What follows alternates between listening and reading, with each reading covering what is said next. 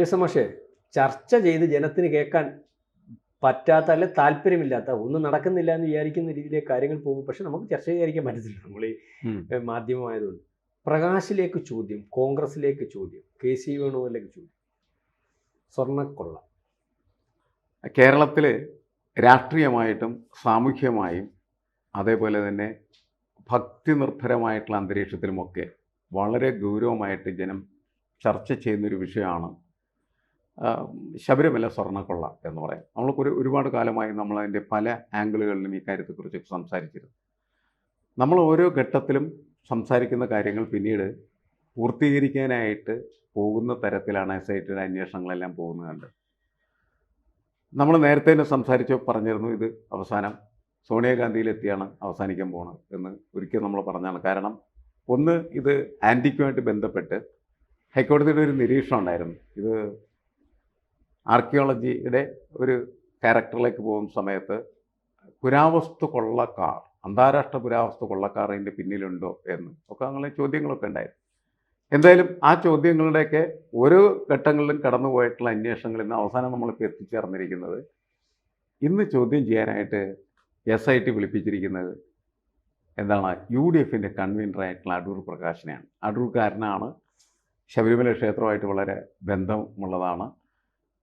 2004 പോറ്റി ശബരിമലയിലെത്തിയത്.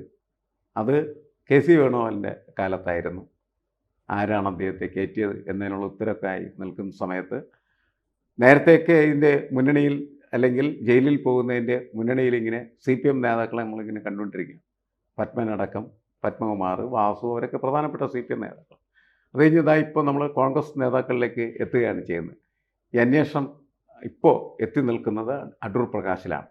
അടൂർ പ്രകാശിനെ ചുറ്റിപ്പറ്റിയുള്ള ഈ അന്വേഷണങ്ങളുടെ ഒരു രാഷ്ട്രീയ സാധ്യതകളും അതേപോലെ തന്നെ പ്രശ്നങ്ങളൊക്കെ എന്തായിരിക്കും എന്നാണ് കരുതുന്നത്. ഇപ്പോൾ രാഷ്ട്രീയ സാധ്യത എന്ന് പറഞ്ഞാലേ, ഇന്നലെ നമ്മൾ പറയുന്ന പല കാര്യവും ഇപ്പം എനിക്ക് തോന്നുന്നു പ്രധാനപ്പെട്ട മാധ്യമങ്ങൾ ഏറ്റെടുത്തു. അതിനുശേഷം മുഖ്യമന്ത്രിയും പറയുന്നുണ്ട്. നമ്മൾ ഈ വിഷയം 2004 ആരും സംസാരിക്കാത്തൊരു വിഷയമാണ്. 2004 2 പേര് ശബരിമലയിൽ കയറി.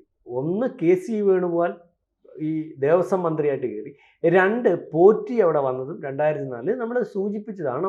അതിനകത്ത് അന്ന് നമ്മൾ പറഞ്ഞത് ആശ്ചര്യത്തോടു കൂടിയാണ്, അല്ലെങ്കിൽ ഇതൊരു നമ്മൾ അല്ലെങ്കിൽ എങ്ങനെ നമ്മൾ അത്ഭുതകരമായിട്ട് സംഭവിക്കുന്നു, അതെങ്ങനെ സംഭവിക്കുന്നു, കാർത്തികനെ മാറ്റിയിട്ട് വന്നു.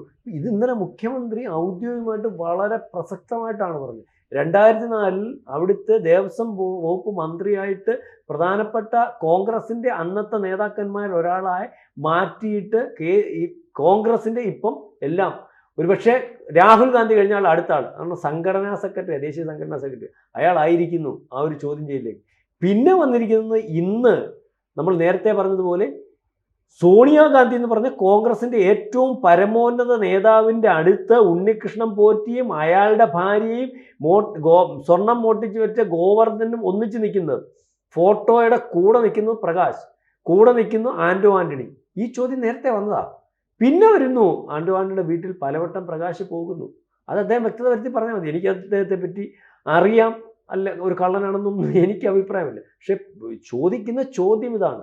അതായത് കോടതി പറഞ്ഞിരിക്കുന്നത് പോലെ, പപ്പൻ പറഞ്ഞതുപോലെ, പപ്പൻ്റെ ഒരു ദയനീയാവസ്ഥ നമ്മൾ ചർച്ച ചെയ്തതാണ്. കാരണം പപ്പനെ കള്ളനായിട്ട് ചിത്രീകരിച്ചുകൊണ്ട് നമ്മൾ ഉൾപ്പെടെ പപ്പൻ അംഗീകരിക്കുക, ഞാൻ കള്ളനാണ്, ഞാൻ ഈ കൊള്ളയ്ക്കകത്ത് ഞാൻ ബന്ധപ്പെട്ടിട്ടുണ്ട്, ഞാൻ ഒപ്പിട്ടിട്ടുണ്ട്, തിരുത്തിയിട്ടുണ്ട്. പക്ഷേ ഇതിന് മുമ്പ് തിരുത്തിയവരും കൊള്ളയടിച്ചവരും ഇതേ കാര്യം ചെയ്തവരും ഒക്കെ വെളിയിൽ നിൽക്കുന്നു. അതൊന്നും നിങ്ങൾ അന്വേഷിക്കുന്നില്ല. ഈ 2 കേസ് മാത്രം മതിയോ? അതും പോട്ടെ, ഈ കേസിനകത്ത് ഞാൻ മാത്രമല്ല, ഒരു ബോർഡ് തീരുമാനിക്കുന്നവർ പോലും വെളിയിൽ കിടക്കുന്നത്. അതിനുശേഷം നിവൃത്തിയില്ലാതെ അകത്ത് പോകുന്ന ഹരിശങ്കറിനെ ഉൾപ്പെടെ നമ്മൾ കണ്ടതാണ്. അപ്പോൾ ഇതിനകത്ത് എത്ര കോടതി പറയുമ്പം വിശ്വാസം ഞങ്ങൾക്കുണ്ട്, പ്രതികളൊന്നും ജാമ്യം കിട്ടി വെളി വന്നപ്പോഴും അതിനകത്ത് ആശങ്കപ്പെടേണ്ട, സ്വാഭാവികമായിട്ടാണ് വരുന്നത്, ആരും രക്ഷപ്പെടത്തില്ല, ഞങ്ങളുടെ മേൽനോട്ടത്തിലാണ് അന്വേഷിക്കുന്നു എന്ന് പറയുമ്പോൾ തന്നെ ഇതിനകത്ത് കോടതി നിരീക്ഷണമുണ്ട്. പക്ഷേ കോടതിക്ക് ഈ പറയുന്നത് പോലീസിനകത്ത് രക്ഷിച്ചെടുക്കേണ്ടതായിട്ടുള്ള IGയുടെ അച്ഛനെ പിടിക്കണമെന്നുള്ള ആശങ്കയിൽ ചില ഒതുക്കലുകളും ഒക്കെ ഉണ്ടെന്ന് വിചാരിക്കേണ്ടി വരും. അതുകൊണ്ടാണല്ലോ സോണിയാഗാന്ധി ഇപ്പോഴും നിൽക്കുന്നത്.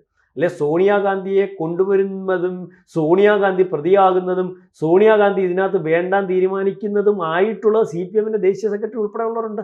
ബേബി പറഞ്ഞ് കേട്ടില്ല, സോണിയ കാണത്തില്ല. പുള്ളിക്ക് എങ്ങനെ പുള്ളി അന്വേഷണ കമ്മീഷനകത്തുണ്ടോ SITയുടെ?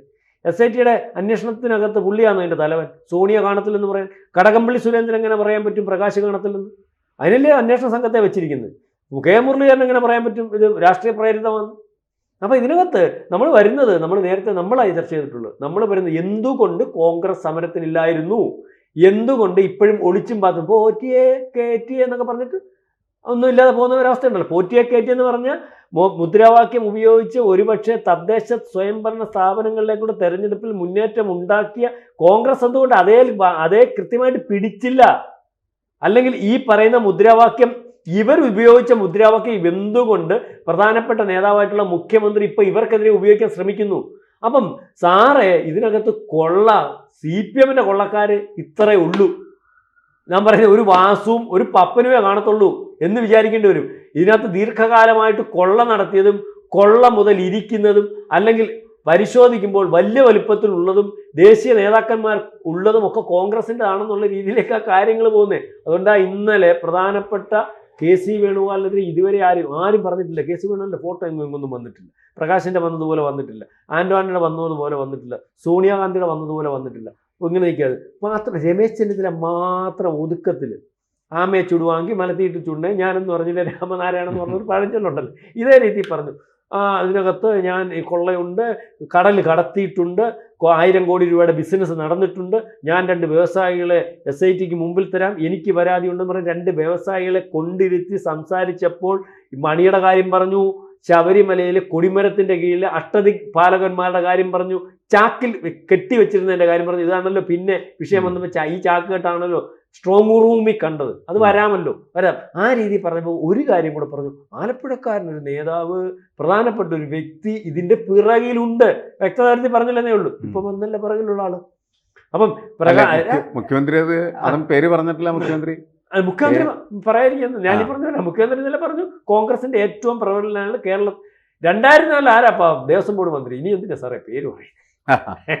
2004 റെക്കോർഡല്ലേ, നിയമസഭ റെക്കോർഡിന്റെ അത്ര റെക്കോർഡൊന്നും വേണ്ടല്ലേ. ഇപ്പം ഈ ഇന്ത്യയിലെ ഏറ്റവും പ്രധാനപ്പെട്ട കോൺഗ്രസിന്റെ നേതാവ് കേരളത്തിൽ നിന്നുള്ള ആൾ പറഞ്ഞിട്ടുണ്ടല്ലോ, MP ആണെന്നും പുള്ളി പറഞ്ഞു. അപ്പം അതിനകത്ത് ഇപ്പം ഇത് പിണറായി അല്ലല്ലോ ആദ്യം പറഞ്ഞു, കോൺഗ്രസിനകത്തു നിന്ന് തന്നെ വന്നല്ലോ. അത് കോൺഗ്രസിനകത്ത് നമ്മൾ ആദ്യം ആശങ്കപ്പെട്ടത് ശരിയാണ്, ഇതുവരെ അതിന് വ്യക്തം വന്നില്ല. ആദ്യം കോടതി ആശങ്കപ്പെട്ടു, കോടതി ചുമ്മാതെ ആശങ്കപ്പെടുന്നൊന്നുമില്ല. നമ്മൾ ചില കാര്യങ്ങൾ ഓരോരുത്തർ സൂക്ഷിച്ചോണേ അങ്ങോട്ട് പോകണ്ടേ എന്നൊക്കെ പറയുന്നത് അവർക്ക് നേരത്തെ അങ്ങോട്ട് പോയിട്ട് അനുഭവം ഉണ്ടായിട്ടോ. കോടതി പറഞ്ഞത് ഒരു പ്രധാനപ്പെട്ട വിഗ്രഹ കൊള്ളക്കാരൻ്റെ പേരെടുത്ത് തന്നെ പറഞ്ഞു. ഈ രീതിയിൽ ഇതേ പാറ്റേണിൽ ഇത് സംഭവിച്ചിട്ടുണ്ടോ അത് അന്വേഷിക്കണം, ഗൂഢാലോചന അന്വേഷിക്കണം.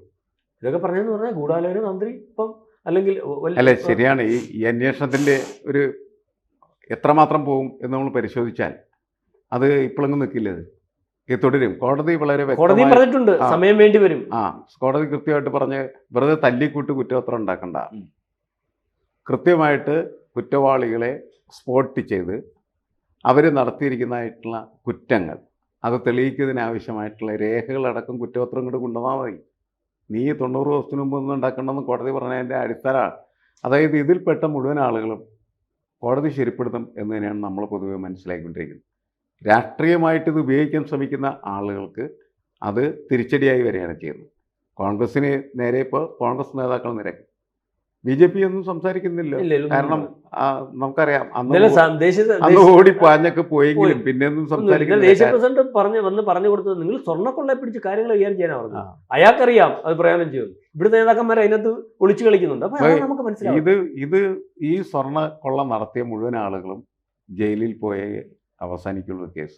അതിൽ ആരൊക്കെയുണ്ട് എന്നുള്ളത് നമുക്ക് കാത്തിരുന്ന് കാണേണ്ടി വരും.